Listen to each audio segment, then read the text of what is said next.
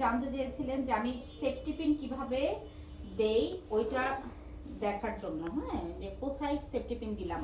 সেই জন্য আজকে আবার আমি দেখিয়ে দিচ্ছি। পুরো শাড়ির ভিডিওটা আমি দেখাতে গেলে তো লাইভে আসতে হবে। দেখি দেখি সেফটি পিন দাও তাড়াতাড়ি।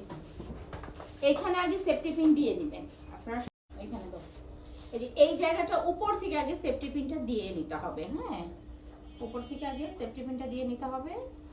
আচ্ছা, দেওয়ার পর এই যে হাতটা কিভাবে রাখছে, এই যে এখানে যে এক্সট্রা কাপড় আছে সেটা থাকুক। যেভাবে ভাঁজ করলাম আমরা সেই ভাঁজটাই কিন্তু থাকবে। তারপর হলো এই যে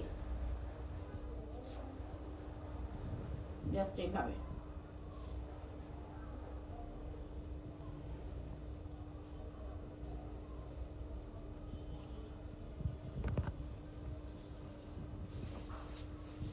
এবার পিছনে আসো। চলো।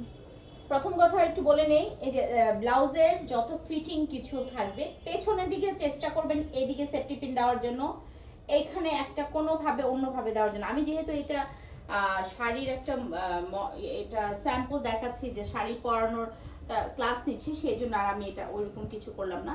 সেফটি পিনটা দেখবেন কিভাবে দিতে হবে। যখন আপনি শাড়িটা ভাঁজ করবেন, হয় না যে ভেতর থেকে সেফটি পিন দিতে চান, এগুলো খুব হ্যাসেল। অনেকের হাইনেক কলারের ব্লাউজ থাকে, তখন কিন্তু ভেতর থেকে সেফটি পিনটা দেয়া যায় না। জাস্ট এইভাবে একটা পোর্শন উঠিয়ে উপর দিক দিয়ে একটা সেফটি পিন দিয়ে দিবেন।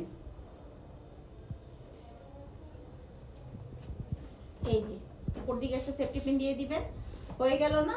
তারপর যেটা করতে হবে, আরেকটা সেফটি পিন, তারপর যেটা করতে হবে এইখান থেকে, এটা তো দেওয়া হয়ে গেল, এটা তো পিন আপ হয়েই গেল উপর থেকে, এইটা তখন এদিকে চলে আসতে হবে। তখন এইখান থেকে ছোট্ট, এখান থেকে খুব ছোট সেফটি পিন 2-3টা নিয়ে একটু দিয়ে দিলেই কিন্তু সুন্দর একটা ফিটিং হয়ে যাবে। ঠিক আছে, এখন আমি তো এটা কিন্তু ব্লাউজ পর্যন্ত